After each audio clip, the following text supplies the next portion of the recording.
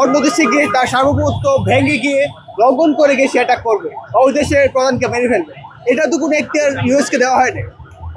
আমরা যেটা দেখতে পাই, ইউএসএ যে অযাচিত কোনো রাষ্ট্রের সার্বভৌমত্ব লঙ্ঘন করে ঢুকে পড়ে তাদেরকে আধিপত্য বিস্তার করা, সেটা একটা আঞ্চলিক ভয়াবহ অবস্থা সৃষ্টি করে।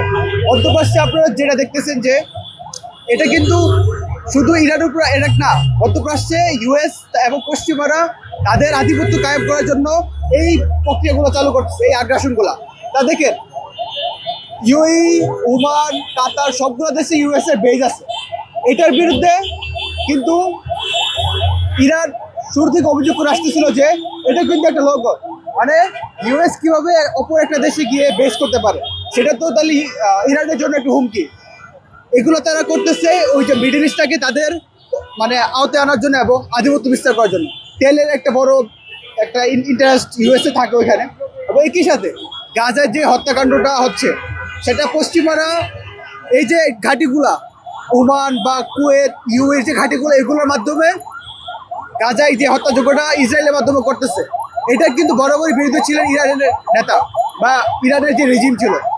এখন সমস্যাটা হচ্ছে ইরানের রেজিমটাও নিজেরা ডিক্টেটর ছিল, এবং তাদেরকে যদি ফেলে দিতেই হয় তাহলে ইউএসএ কোনো মদত দেয়, সেটা তাদের জনগণ যদি ডিসাইড করে তাহলে সেটা তারা করবে।